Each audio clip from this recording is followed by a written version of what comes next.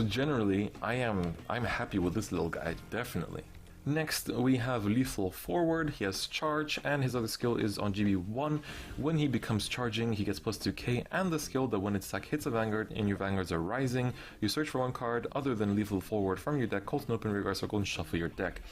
It's kind of like Dudley Mason a little bit, apart from, not having to cost counterblast, but it's on GB1 and you have to be charging.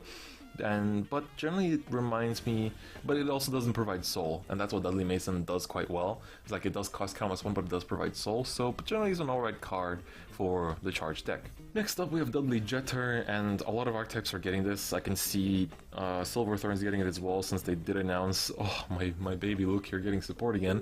But his skill is, at the beginning of your ride phase, if your Vanguard's a Dudley, you can retire him. If you do, until end of turn, if you stride a unit with Dudley in its name, you can stride without paying the cost of stride. So essentially, if you get him on the field and keep him on the field until your next turn, you can retire him to stride. So kind of okay, but not so good in Dudleys because most of the time you don't have anything on the field. Next up we have Dudley Cheers Linda. When you guard with her, you can Soul Blast 2 Dudleys. If you do, you reveal the top 7 of your deck, so it's a septet wall? Is that what it would be? But anyway, you reveal the top 7 and call all cards with Dudley in their card names to Guardian Circle. They get plus 5k shield until the end of the battle and put the rest into your soul. So really cool because you do have to Soul Blast 2, but obviously of the 7 you're gonna get all Dudleys. So you usually balance out all the soul, and and like they will become non-Dudleys, but it's pretty interesting. I do actually quite like her. I think she's generally fine. Moving on to the commons, we have Serial Bomber. He has Charge, he's an 11k grade 3, and on Vanguard and Rearguard Circle he has a G1 skill. When your other Rearguard becomes charging, he gets plus 4k. That part is kind of the only really very interesting part of him. So the skill is when you ride him, you can choose a card from your hand and call it an open Rearguard Circle and give it plus 2k until end of turn. Generally not that great, but I thought I'd mention him just in case. The next common is much better, which is Dudley Ingram. He has a GB1. When your other unit with Dudley in his card name is placed on Rearguard Circle during your battle phase, he gets plus 3k. So if you have him on the field, and then you call stuff on your own, and then he gets some buffs, and then when you use the new Dudley Stride to call another 3, he gets another plus 9k buff, so generally pretty nice. So he builds up quite a lot of power, so it's kind of like the Silverthorn unit that built up plus 3k for each one you call from Soul, so yeah, it's kind of like that. Next up we have an interesting grade 2 that I'm probably pretty sure people are going to play as like a 1-of in charge decks, which is Mayhem Tiger. His skill is when your opponent puts a unit on Guardian Circle during the battle, they attack the Vanguard on GB1. If he's charging, you can Soul Blast 1. If you do, you choose one of your opponent's grade 2 or less Guardians Iron Tirade. So it's please pay in mind that even if they Perfect Guard and you retire the Perfect Guard, read Perfect Guards carefully, because Perfect Guards, they are not the ones that do the whole doesn't hit thing. They give the doesn't hit effect to the Vanguard. So even if you retire a Perfect Guard, that doesn't nullify the cannot be hit effect. That's why Daikaiser says that. So yeah, this doesn't kill Perfect Guards, but it can kill anything apart from a G Guard, really. So it's quite alright, it can kill triggers that they guard with, so you can consider this, but it's gonna be like a 1-of or something like that. I'm pretty sure we'll see it as a 1-of.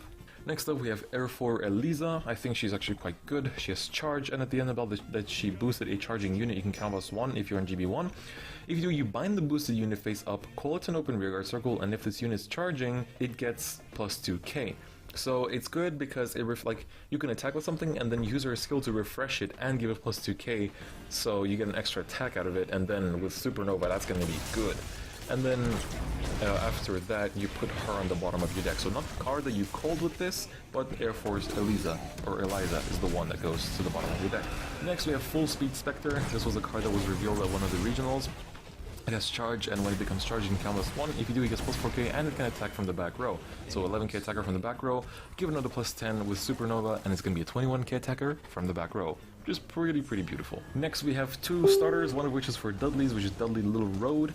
His skill is when your Vanguard with Dudley in his card name attacks, you can Soul Blast 1. If you do, you bind this unit face up, call it an open Rearguard Circle, and if the number of your other Rearguards with Dudley in his card name is 2 or more, he gets plus 3k. So you bind him face up and then call him out again to essentially be able to boost with him again, but it does cost soul, but with the new grade 3 that kind of counterbalances, so it's more or less okay.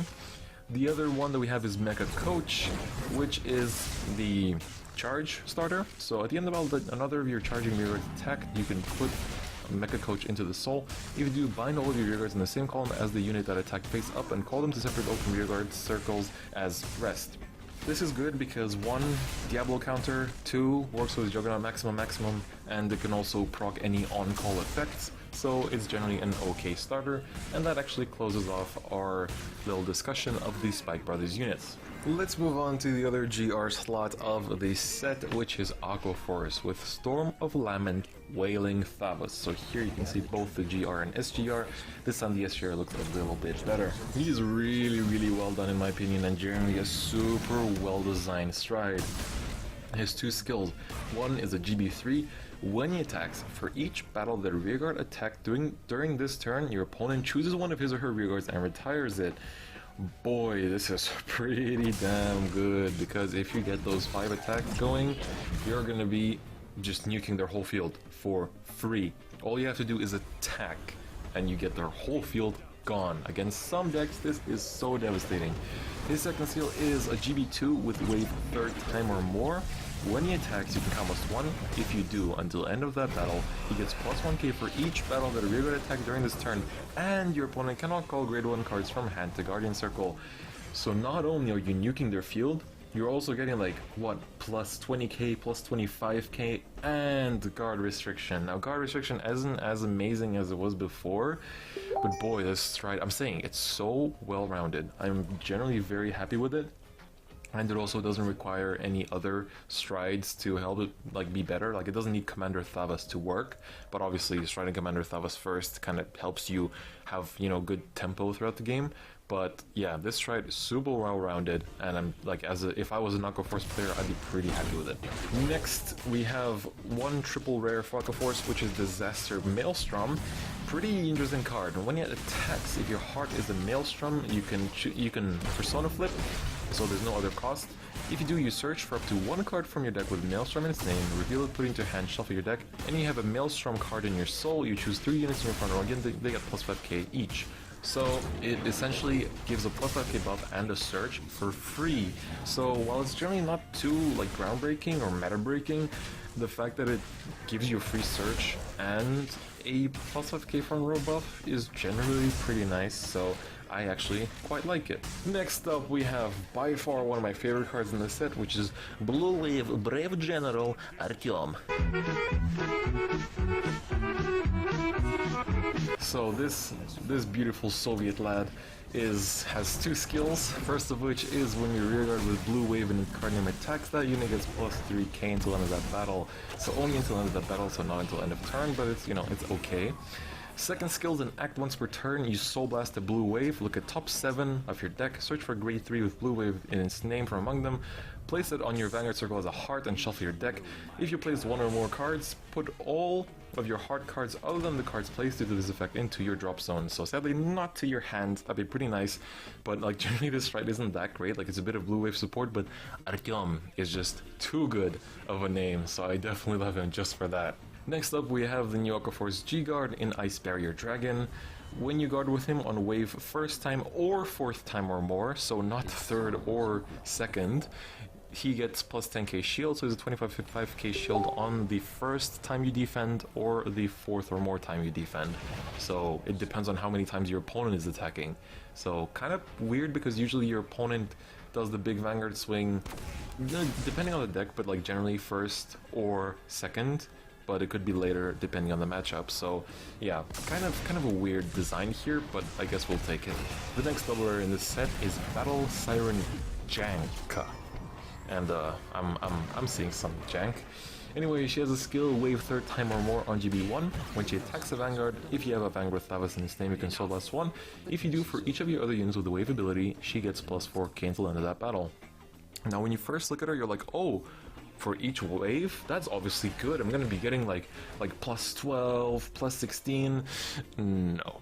Sadly, there aren't actually that many. Like, there are many wave units, but your general Favas deck doesn't actually play that many wave units, so we won't be getting that much power, and it's only until end of that battle, so even if you stand it, it's not gonna keep the power, so it's actually really not that great. So I was actually, at first I was like, oh wow, she's so good, and then I realized, I just like went through my teammates' deck, was like, dude, you have like 3 or 4 wave units. This isn't that good. So, you know, it's don't be caught by this, don't be caught by her beautiful art either, because it definitely is nice. And she's a mermaid in Aquaforce, you know, she failed the Bermuda Triangle test. Next up we have Marine General of Twin Bullets, Kretas. So he's the Wave Searcher, so when you ride him, combos 1 soul plus 1 look at top 5 for wave. But the first skill is on Rearguard Circle on GB2. When your Vanguard attacks on wave 3rd time only, you can count as 1. If you do, you stand Kretas, and if that unit that attack has the wave ability, he also gets plus 2k. So it's when your Vanguard attacks for the 3rd time only, not him. So, but when it does, you can count as 1 to stand him and give him plus 2k if your Vanguard has wave. Kind of okay. Like, it's just kind of okay, but I'm not sure, I think it's not worth playing because you have other things that you can play instead, but yeah. Next up we have the Stride Bearer Blue Wave in Iason. I think that's Iason, because usually they capitalize the first letter. But anyway, when you stride a blue wave on top of him, you can choose a card from your hand with blue wave in its name and call it to Rearguard Circle, choose a rearguard with blue wave in its name, and give it the skill that at the end of battle that he attacks the Vanguard, you can choose this unit and one of your other rearguards in the same column as this unit and change their positions. So it kind of does what the Storm Riders used to do in BT08, but as a stride bearer, so kind of cool, but you know, he's not that great. Next up we have Kelpie Rider Nikitas, and I like his flavor text. We are the Vanguards, let's go. But anyway, his first skill is wave 1st time and 2nd time, but nothing after that. When he attacks a grade 3 Raider Vanguard, he gets plus 2k. That's it. So his second skill is a GB1. At the end of the battle, that this unit attack the Vanguard, you count as 1. If you do, choose another one of your rearguards with a wave ability and exchange positions with this unit. Kind of okay, but I wish he restood, so then at least the plus 2k was a bit more relevant, but yeah, that's kind of it. Next up we have the new Quintet wall for wave, and this one is Kelpie Rider Valas. So, first is when you guard with him, count as 1 soul plus 1, call top 5 of your deck to Garden Circle. If 2 or more of them are units with wave, then he gets plus 5k shield, and if 3 or more of them are with wave, then you can countercharge 1, so essentially just soul blast 1 for the effect, but you have to RNG it really hard. Second skill is GB1 wave 1st time only. When he attacks or boost, he gets plus 2k on that battle, so he doesn't go back to hand or anything, so generally not that great. Next up we have Blue Wave Marine General Damia, and her skill is when your grade 3 or greater Vanguard with blue wave in its name attacks, you can soul blast 1. If you do, choose one of your Vanguards and your other rearguard, those units and this unit get plus 2k in the left turn. So it's a bit weird how she's worded, but essentially she can give your whole front row plus 2k essentially, because you give her 2k, the Vanguard 2k, and whatever other rearguard 2k. So if you choose one in the front row, she just makes like both this and the other rearguard 11k attackers and the Vanguard plus 2k, which is like the most irrelevant part, but generally okay because it's just one soul blast. I'm not too sure how much you spend soul in blue wave, but like at first I was like, oh, she's actually like reasonably okay, so there's that. But next we have a card that it's kind of a trap again, which is Blue Wave Marine General Lucianos. So he has an act once per turn, you can combust the blue wave. If you have a grade 3 or greater Vanguard with blue wave in his name, he gets plus 2k, and the skill, wave 2nd time only. At the end of battle that he attacked the Vanguard, you stand him. The reason why I say he's a trap is the wave 2nd time only. So why I say this is a trap? Let's take a look at the main grade 3 of the deck, which is Blue Wave Dragon, Anchor Ball Dragon, right? So this is it's not a new card, but read the second skill. It says, when you stride a Tetraboil, you give your Vanguard plus 3k, and a wave 2nd time only. When it attacks the Vanguard, you stand 2 of your rearguards and give them plus 3k. So it's 2nd time only, so it interrupts with him, so you either do the skill that Anger Boil gives the Tetraboil, or you do Lucianos, and obviously the Anger Boil is better in this case. Let's look at the other grade 3 that you may be doing if you're not striding, which is Tetradrive Dragon. Most people don't run him anymore, but let's mention him anyway. Again, his skill is, at the end of the battle, this unit attack the Vanguard if it's the 2nd battle. So this interrupts the main grade 3s of the deck. It doesn't directly interrupt Tetraboil because that needs wave 4th time only, but you know, if you're striding on top of Anger Boil, which you optimally are, then it's gonna interrupt your main combo, which makes Luciano's not that great. Next up we have Kelpie Rider Paul, or I'ma go ahead and call him Pavel, but he has a GB1 wave third time or more when he attacks a Vanguard. When he attacks or boosts anything, not just the Vanguard, you can Soul Blast 1. If you do, you choose 2 of your units and make it +2 until end of turn. Again, you can just buff your front row by +2 for 1 soul again, so it just makes them... It makes them 11k attackers, but because this is wave third time or more, it's not that great. Like, it might not actually do it because it's wave third time or more. But anyway, next up we have Blue Wave Soldier Simon? But anyway, his skill is when you call him, if you have 2 or more cards with Blue Wave in his original card name on your Vanguard, so you can count +1, soul +1. If you do, you choose one of your other units, and that unit and this unit get +4 until end of turn. So it's a bit strange because this asks for 2 or more cards with Blue Wave in his name on your Vanguard circle, so like that works with strides, but it would have worked better if it was Blue Storm, because Blue Storms actually have the Legion in Aquaforce, but I guess we'll take it. Next up we have Blue Wave Dragon Submerged Dragon. He has a continuous on Vanguard circle. If you have 2 or more cards with Blue Wave in his original card name on your Vanguard circle, he can attack from the back row. So again, I'm assuming if you stride, then it can do that. Next up we have Battle Siren Cressida. At the beginning of the guard step of the battle your Vanguard was attacked, you can Soul Blast 1 on wave 4th time or more. If you do, you move her to the Guardian Circle and give her +5k shield. So it's one of those cards, like we've seen this done enough times, so it's not that special. Next we have a starter for Blue Wave, which is Blue Wave Recruit Iotis. When your Vanguard with Blue Wave in its card name attacks, you can combo +1 and put him in the soul. If you do, you choose one of your rear guards standard and it gets +2k. Generally well rounded, it's GB1, but it's well rounded. Next we have Harpoon Draco Kid. He has a wave 4th time only GB1 skill. When he attacks the Vanguard, so when he attacks the Vanguard, for each of your other units with a wave ability, he gets +4k until the end of that battle, and then you put him in the soul at the end of that battle. Again, same as the double rare, it's not actually going to get that much power. And the final card, which is actually really nice stand trigger for Aquaforce, which is Dolphin Soldier of Leaping Windy Seas. He has a wave 1st time or 2nd time on GB1. When he attacks the Vanguard, if your Vanguard's a Thavas, you can Soul Blast 1. If you do, he gets +7k, so he's an 11k attacker. And at the end of the battle, you draw a card and put him on the bottom of your deck. So he goes back to deck, that's an important thing. He draws your card, that's an important thing. He attacks for 11, that's an important thing. So generally a good card, and it's a nice way to wrap up the Aquaforce support. And now, the second last clan is going to be Shadow Paladin, and we do have to talk about some of the new cards they got in the trial deck, as well as the new keyword, which is Ritual.